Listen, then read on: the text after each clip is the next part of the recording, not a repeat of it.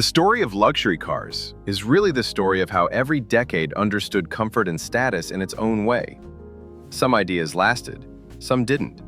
And this is simply my take on how luxury changed from the 1950s to today. The 1957 Cadillac Eldorado Brougham was the peak of American luxury in the 1950s. It cost around $13,000, roughly $150,000 today. And Cadillac treated it like the best car they ever built. Stainless steel roof, air suspension, memory seats, everything that said, "This is the top." Across the ocean, France had the Citroen DS19. It entered the US at about $2,800, around $35,000 to $40,000 today. It wasn't about size, it was about engineering. Hydro-pneumatic suspension, early disc brakes, and later, headlights that turned with the steering wheel. Charles de Gaulle even survived an assassination attempt in one because the car kept driving on ruined tires.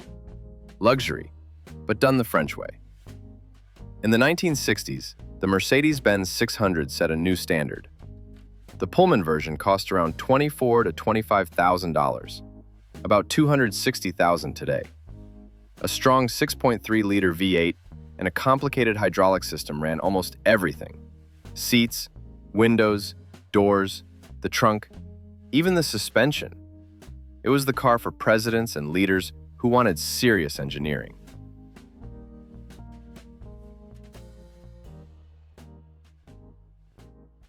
The 1970s brought the Aston Martin Lagonda Series 1. Only 7 were made. It cost over $150,000, close to $800,000 today. A 5.3-liter V8, futuristic electronics, and a design that didn't look like anything else. Some of the tech was unreliable, but the ambition was huge. In the 1980s, Maserati made the Royale. 53 cars total, around $100,000 new, close to $290,000 today. A 4.2-liter V8, writing tables, a built-in phone, and crystal glasses. It was traditional luxury, quiet, and formal. The 1990s belonged to the Mercedes-Benz S600 W140.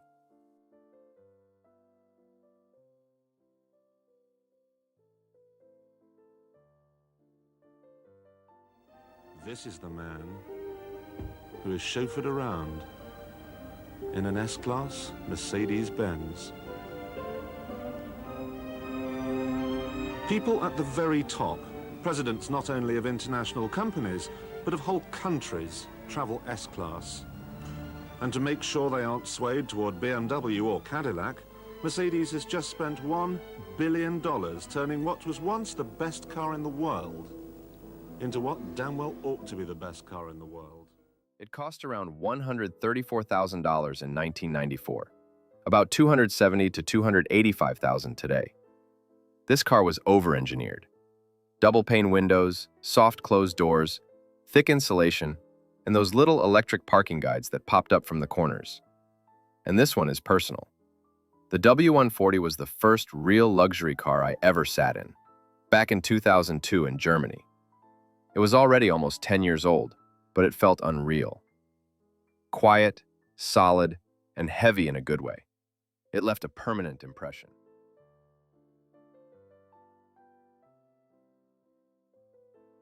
In the 2000s, Japan went a completely different direction with the Toyota Century V12. The design barely changed from 1997 to 2017. The V12 was hand-built. The seats were wool for comfort and quietness. There were almost no badges. It didn't need attention.